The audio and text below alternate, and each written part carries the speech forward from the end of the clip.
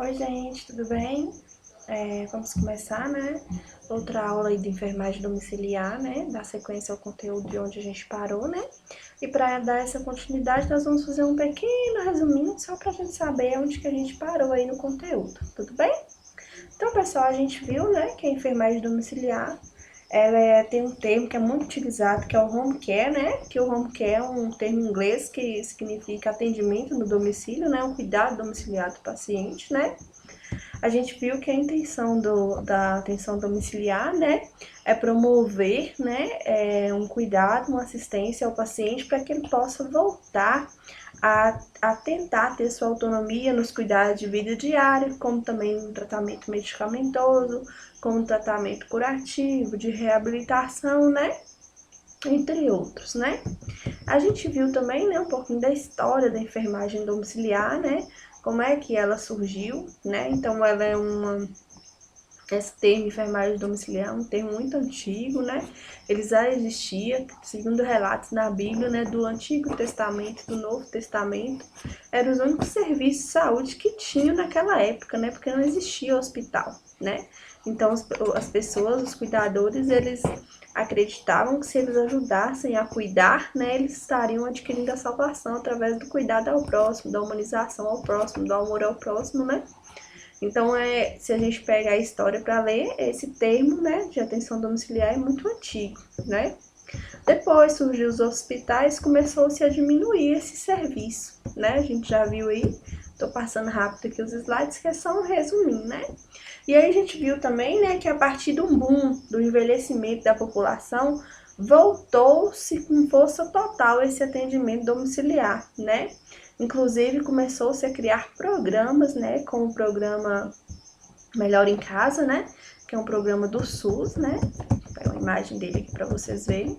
Esse programa ele tem como lema, né, a segurança do hospital no conforto do celular, né? Então, esse boom de atendimento domiciliar, de home care, de programas que o SUS tem estabelecido e padronizado, voltou a acontecer depois do envelhecimento da população, né? Porque aí a gente tem um público-alvo maior a ser atingido, né? A gente viu também da importância da equipe multiprofissional, né? Ou seja, fazer um plano de cuidado voltados para todas as áreas da saúde, né? Então, cada profissional, né, da equipe ele tem uma parte de contribuição no cuidado daquele paciente, no atendimento domiciliar daquele paciente. E aí, pessoal, vamos dar sequência, né? Aqui no item 5, né? Gestão do cuidado na atenção domiciliar. Quem é que vai gerir esse cuidado, né? Gerir o cuidado é prover ou disponibilizar tecnologias de saúde, né? De acordo com as necessidades de cada pessoa ao longo da vida, visando ao seu bem-estar, segurança e autonomia para seguir uma vida produtiva e feliz. A gestão do cuidado em saúde apresenta diversas dimensões interdependentes que operam com lógicas diferentes e dependentes da ação ou do protagonismo de múltiplos atores, né, pessoal? Então, a gente entende, né, que quem vai fazer essa gestão desse cuidado domiciliar, ele tem que atender o paciente em todas as suas demandas, né, que está ao alcance do profissional de saúde para tentar colaborar e resolver, né? Então, ele tem que pensar que ele vai gerir um cuidado para aquele paciente voltado a ele poder se reabilitar, né, e ter uma vida produtiva e feliz, né? Então ele tem que pensar em todas as ferramentas do cuidado que ele possa utilizar para que esse paciente consiga uma reabilitação e volte a ter uma vida produtiva, né? E vale ressaltar que cada caso é um caso, né? Então, essa gestão também tem que avaliar que cada pessoa é única, cada pessoa tem a sua realidade e a sua necessidade, né? Então, essa gestão desse atendimento, ele tem que ser voltado exclusivamente para cada pessoa, ou seja, cada pessoa tem que ter o seu plano de cuidado, tem que ser o seu atendimento, né? E tem que ser protagonista daquele atendimento, né? Então, é o mesmo plano que eu criei para seu João, não é o mesmo que eu vou criar para Dona Maria, né? São pessoas diferentes, com histórias diferentes, com realidades diferentes, com patologias diferentes, né? Então, o cuidado ele tem que ser individual e né, visando conhecer essa realidade de cada um. Essa característica do trabalho em saúde das equipes de atenção domiciliar, somada ao fato de que seu contato com o paciente não se dá em estabelecimento de saúde, e sim no domicílio, impondo necessariamente um cuidado em rede, impõe o desenvolvimento de saberes e habilidades para facilitar o provimento e a disponibilização de tecnologias de saúde de acordo com as necessidades do paciente. Isto é, gerir o cuidado realizado. Mesmo estando claro que as equipes de saúde isoladamente não detêm todas as condições para garantir o acesso do paciente à tecnologia de saúde, necessitando de recursos e tomadas de decisões inscritos na esfera da gestão do SUS ou até em outros pontos de atenção da rede, ressalta-se a potencialidade delas em facilitar esse acesso pelo desenvolvimento da capacidade de gerir o cuidado e operando como um facilitador por meio de estabelecimentos de formas diferentes de organização do processo de trabalho e de uso de ferramentas e tecnologias. Então, pessoal, a pessoa que ela vai montar o plano de cuidado, para que o paciente não precisa de um exame, por exemplo, né? Esse exame não tem como ser feito no domicílio, né? Então, a gente tem que articular todo um processo, né? De ajuda, né, de buscar contato em redes, por exemplo. Quais são as redes que a gente tem? Assistência social, Secretaria de Saúde, né? Montar um contato aí para viabilizar que esse paciente possa realizar esse exame, né? Então, quando a gente fala, né, em ferramentas, em tecnologias, em ser um facilitador, é ser esse elo, né, entre todas as necessidades do paciente, né, com as redes que tem, que vai nos ajudar a fornecer, né, aquela assistência para esse paciente. Por exemplo, é um paciente que ele não anda, então eu vou precisar solicitar uma ambulância, né? Um exemplo que eu estou dando. Então, é um trabalho em conjunto, interligado em redes, né? Mas existe um responsável por gerir todo esse processo, né? Quem é que vai comunicar, quem é que vai entrar em contato, quem é que vai buscar ajuda, né? Então tem que ter essa pessoa para gerir esse cuidado domiciliar e atender esse paciente na demanda dele, na necessidade dele, né? Geralmente, pessoal, esse processo de gestão, né, no home care, geralmente quem assume essas responsabilidades é o enfermeiro, né? O enfermeiro, ele, na sua graduação, ele tem matérias específicas que ajudam a trabalhar com gestão, né? Gestão em saúde. Então, geralmente, nesses home care, sempre tem enfermeiros responsáveis que ajudam a gerir essa demanda que o paciente necessita, né? O acolhimento, né, pessoal? O acolhimento, né, a gente falou um pouquinho da gestão, né, do processo de atenção domiciliar. Agora a gente vai falar um pouquinho do acolhimento na atenção domiciliar, né? Trata-se de uma diretriz ética, estética e política da Política Nacional de Imunização do SUS, né? Ética no compromisso com o outro, na atitude de acolher em suas diferenças, nas suas dores, nas suas alegrias, nos seus modos de viver, sentir e estar na vida. Estética porque traz estratégias de dignificação da vida e do viver para as relações e assim para a construção de uma própria humanidade. Política, porque implica o compromisso de coletivo de se envolver nesse estar com, potencializando protagonismo e vida nos diferentes encontros. Então, pessoal, o acolhimento ele tem que ser um acolhimento ético, ele tem que ser um acolhimento humanizado, né? A gente tem que pensar assim, o que eu gostaria que fizessem por mim se eu estivesse no lugar do próximo, né? Então, a gente tem que agir assim, e se fosse comigo? Como eu gostaria de ser tratado? Como eu gostaria de ser cuidado, né? Então, a gente tem que se pensar eticamente e humanamente, né? Eticamente, porque assim, se eu estou atendendo aquele paciente, toda a sua demanda e a sua necessidade, eu não tenho por que ficar divulgando, né, o que aquele paciente está passando, né? Eu tenho que agir com ética, eu tenho que atender ele, né, e ser profissional. Então, tudo que for elaborado no cuidado daquele paciente, tudo que for diagnosticado no cuidado daquele paciente, eu não posso sair divulgando, né? Eu tenho que ter a questão ética, né, de guardar aquilo ali como um profissional de saúde, eu tenho que guardar aquilo para mim, né?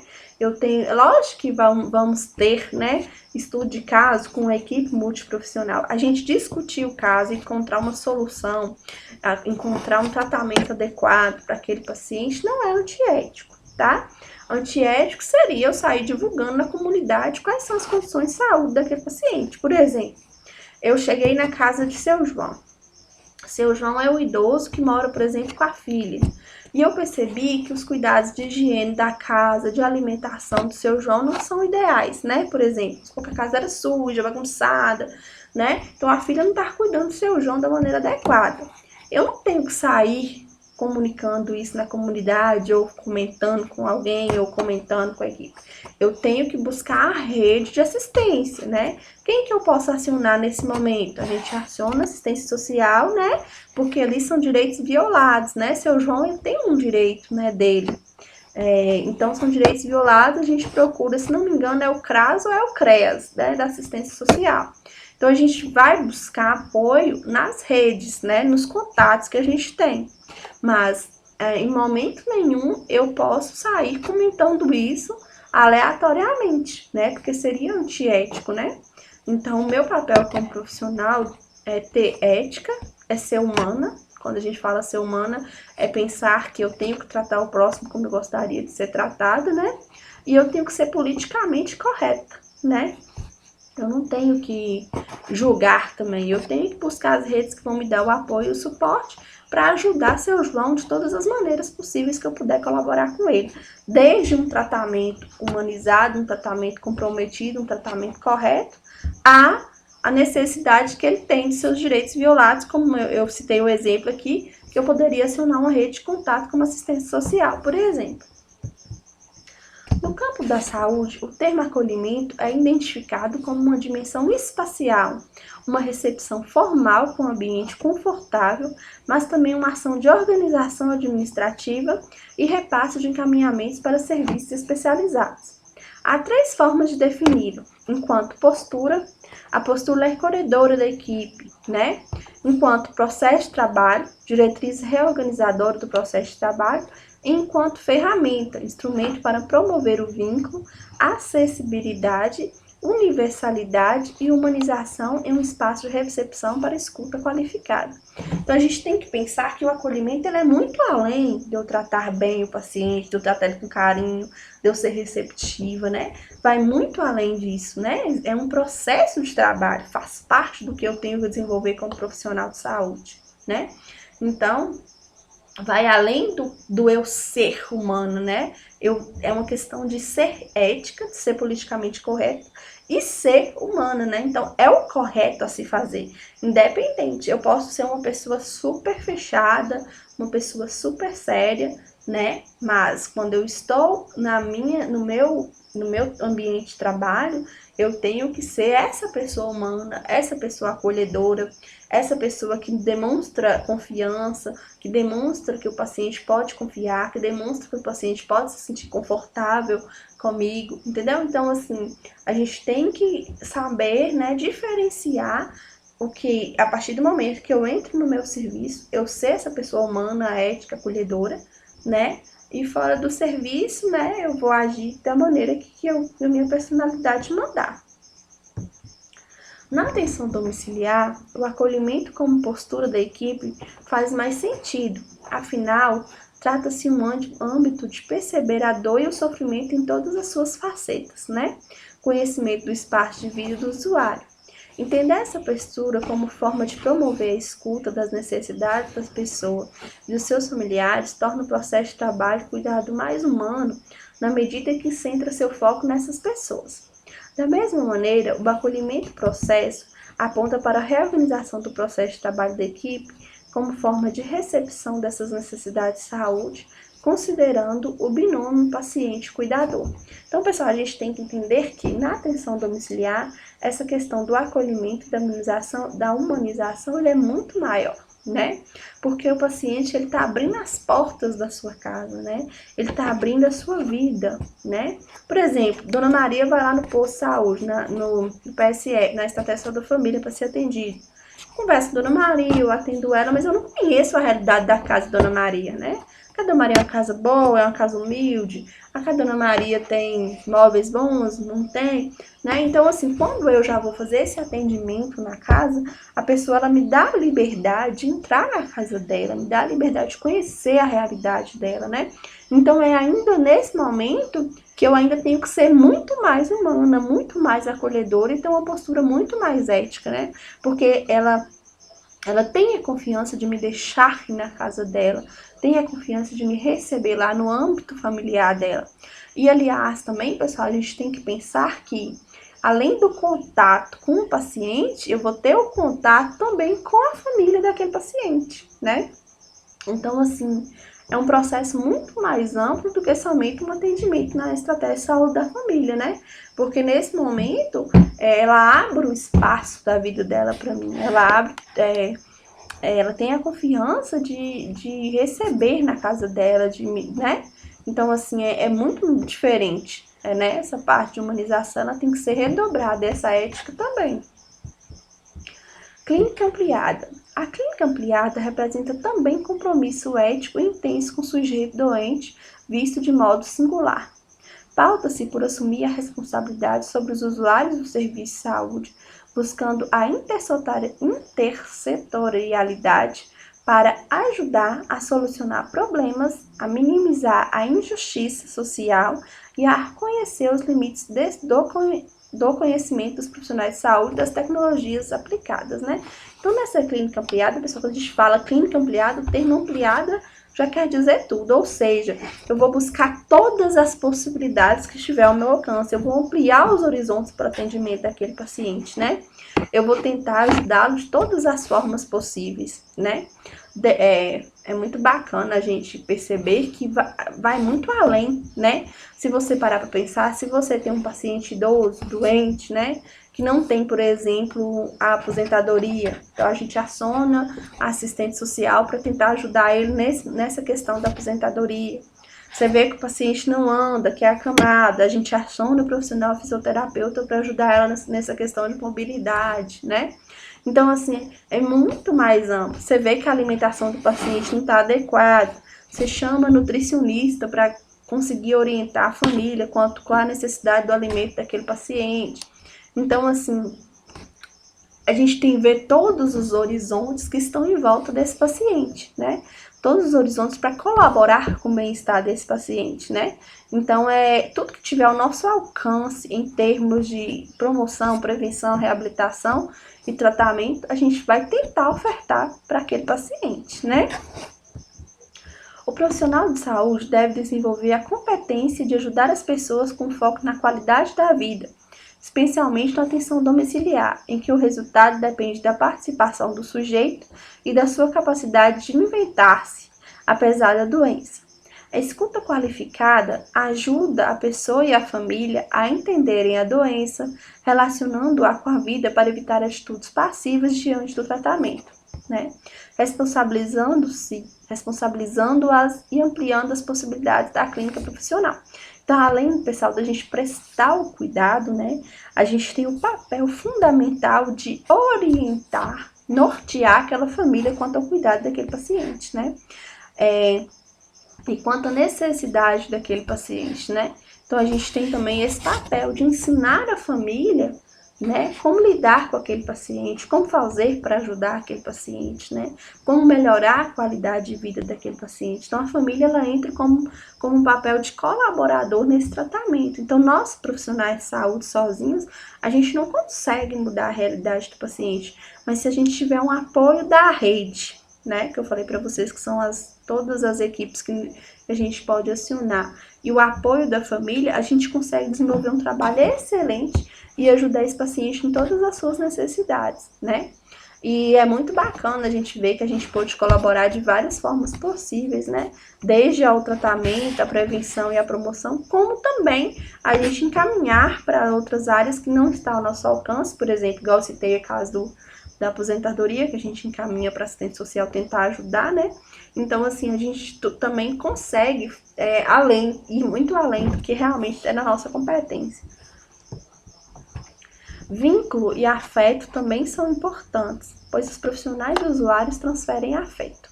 Com a consciência desses fluxos, pode-se melhor ajudar a pessoa a ampliar sua autonomia e a lidar com uma doença no modo proveitoso. Então, pessoal, assim, se a pessoa já está doente, ela já está emocionalmente abalada, ela já está debilitada, né?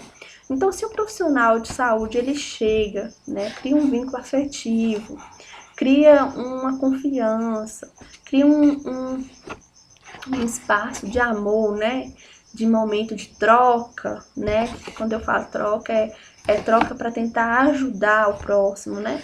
Então, cria-se um ambiente mais propício para a gente continuar a desenvolver o trabalho e ajudar esse paciente, né?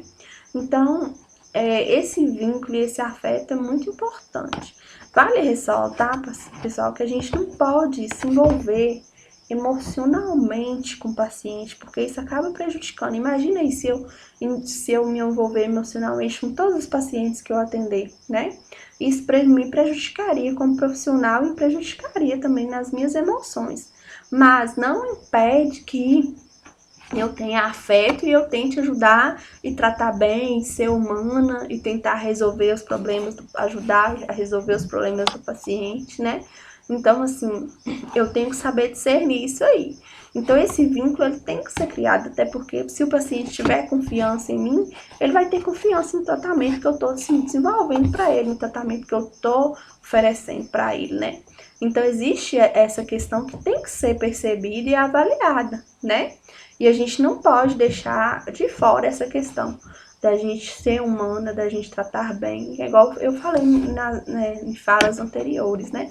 A gente se colocar no lugar do próximo, pensar assim, se fosse eu, como eu gostaria de ser tratado, né? Apoio matricial. A desburocratização e a desfragmentação do cuidado de saúde depende do estabelecimento de novos arranjos organizacionais, que inclui formas diferentes de organizar o processo de trabalho das equipes e o padrão de comunicação dos trabalhadores e serviços de saúde e desses com os usuários, né? Então, assim, igual eu falei para vocês, eu faço parte da equipe de atenção domiciliar. Porém, a equipe da Estratégia de Saúde da Família pode me dar um apoio matricial. O Núcleo de Apoio à Saúde da Família, que é o NASF, pode me dar um apoio matricial. A assistência social, né, pode me dar um apoio matricial. Então, o apoio matricial engloba, né, todos os cuidados, todos os estabelecimentos organizacionais que podem fazer parte e me ajudar de alguma forma com aquele paciente, né? Então, é muito importante esse apoio, né? Igual eu falei para vocês, o apoio matricial ele vem de quem? Das redes de trabalho que a gente tem, né? Igual eu falei para vocês aí há alguns momentos anteriores, né? E é muito importante, né? Porque eu sozinha sou pouco, mas eu com ajuda eu sou muito, né? Juntos somos mais. O apoio matricial e a equipe de referência são dois arranjos que auxiliam na mudança nos modos de produzir saúde, na medida em que estabelecem novas formas de relação entre as equipes e os serviços. O apoio matricial visa garantir a retaguarda especializada às equipes que realizam atenção à saúde, tratando-se de metodologia de trabalho que complementa os mecanismos de referência e contra-referência. Os protocolos e as centrais de regulação propõe-se a ofertar, além de retaguarda essencial, suporte técnico-pedagógico às equipes de saúde. Então, assim, existe essa questão de referência e contra-referência. Por exemplo, eu sou enfermeira de atenção domiciliar e eu presto assistência a um paciente acamado, né? Então, tudo que eu fizer com aquele paciente, eu tenho que dar uma referência para a enfermeira do PSF, né? Que é a área descrita onde aquele paciente mora, né? Então, onde o paciente mora, ele tem uma equipe de estratégia de saúde da família que é responsável por ele também. Então, eu vou dar essa questão da referência e contra-referência, né? Eu vou dar essa assistência para a enfermeira, ó, fulana, tal, assim, tratamento tá assim, assim, foi montado esse plano de cuidado, tá sendo executado. E da mesma maneira que ela também vai me dar a contra-referência, né? Ó, fulana, tal dia a gente fez a visita no senhor tal. Então, eu tenho que ter essa questão de referência e contra-referência, né? Porque, assim, se todo mundo achar, eu vou lá e implanto um plano de cuidado, a enfermeira da estratégia de saúde implanta outro, né? Então, assim, fica muito divergente. O ideal é trabalhar junto, né? Nessa questão do apoio matricial, um colaborando com o outro, né? Então, dessa maneira, flui muito melhor e funciona melhor. O apoio matricial visa garantir a retaguarda especializada às equipes que realizam atenção à saúde, tratando-se de metodologia de trabalho que complementa os mecanismos de referência e contra-referência, os protocolos e as centrais de regulação. Propõe-se ofertar, além de retaguarda assistencial, suporte técnico pedagógico às equipes de saúde. Vale, é muito bom ressaltar também, né, que eu não vou sair montando plano de cuidado e tratar pacientes sem conhecimento teórico técnico, não. Tudo que eu fizer tem que ser fundamentado na literatura, né? Qual tratamento implantar, né? Qual cobertura o médico prescreveu, né? Tudo tem que seguir a questão ética, mas a questão também teórico-prática, né? Eu não posso simplesmente implementar coisas que eu acho que vai dar certo, não. Eu tenho que buscar fundamentos científicos, né? Nós trabalhamos com fundamentos científicos. E aí, através da que a literatura, os livros relatam, a gente vai montar um plano de cuidado, né? E aí, como eu falei do apoio matricial, esse plano de cuidado ele tem que ser elaborado por uma equipe multiprofissional, né? E aí a gente tem as redes que nos dão esse suporte, NASF, Proteção da Família, hospital, assistência social, né? E essas redes me prestam esse apoio matricial, né? Então, esse apoio é muito importante, né? Igual eu falei, juntos somos muitos, né? Somos mais fortes e melhores. Profissional ou equipe de referência seria aquele com a responsabilidade pela condução de um caso individual, familiar ou comunitário, a exemplo do arranjo adotado na estratégia de saúde da família, né? Então, como eu falei, a estratégia de saúde da família, ela tem um ponto forte e fundamental para me ajudar nessa questão da atenção domiciliar, né? É através geralmente, quem seleciona e quem conduz, né? Ou seja, esses pacientes para atenção domiciliar é a estratégia de saúde da família. Ela que faz essa busca, né, esse peneiramento de quem realmente precisa desse atendimento, né? Então, essa questão da referência e contra-referência é muito importante, né? Porque ele melhora, ele qualifica o cuidado. E realmente aquelas pessoas que têm necessidade do cuidado, elas vão ser atendidas, né? Então, isso é grandioso e maravilhoso, né, pessoal? A gente sonha com cuidado, uma gestão do cuidado tão perfeito, né? Então, quando a gente começa a estudar sobre as questões de fazer o que é correto, é muito maravilhoso, né? Se todo mundo tivesse conhecimento da importância de cada um e o papel de cada um, porque muitas vezes, né, a equipe pessoal da família pensa assim, a gente tem que falar um pouquinho da realidade. Ah, se tem a enfermeira da atenção domiciliar, ela vai lá, não precisa eu ir, não. Então, assim, uma não tira a responsabilidade da outra. Uma complementa a outra. É diferente, né? Eu vou atender ele na necessidade dele e a estratégia da Folha de Família vem também como esse apoio matricial. Não é simplesmente jogar a responsabilidade no outro e achar que você não tem o que fazer, né? É junto, né? Um dando a referência para o outro, a contra-referência e prestando cuidado para aquele paciente. As equipes de referência têm composição multiprofissional de caráter transdisciplinar e são responsáveis pela assistência à saúde de um número de pacientes inscritos, segundo sua capacidade de atendimento e gravidade dos casos. Igual eu já falei para vocês em aulas anteriores, né, pessoal? A atenção domiciliar, a estratégia de saúde da família, ela tem uma equipe mínima para ser composta, que é um médico, um enfermeiro, um auxiliar de enfermagem e os agentes comunitários de saúde. E algumas têm saúde bucal, outras não. Então, essa equipe mínima, ela tem que existir para existir uma estratégia de saúde da família. Por exemplo, não existe estratégia de saúde da família sem um enfermeiro, ou sem um médico, ou sem um auxiliar. Se tiver, não é uma estratégia de saúde da família. Então, assim, é importante, e eu vou falar novamente, né? Cada um tem que assumir o seu papel de responsabilidade. Não é porque eu passei o caso para atenção domiciliar que eu vou abrir mão dele. Eu, como profissional da estratégia de saúde da família, como a equipe de referência daquele paciente, eu também tenho que prestar assistência daquele cuidado na necessidade do paciente, né? Então, assim, eu não tenho que tirar a responsabilidade de mim e jogar na atenção domiciliar, não. Eu tenho que trabalhar junto, tá? Então, pessoal, a gente vai finalizar a nossa aula de hoje, né? Essa terceira aula nossa. E na próxima aula a gente dá continuidade aí. Um abraço, fiquem com Deus.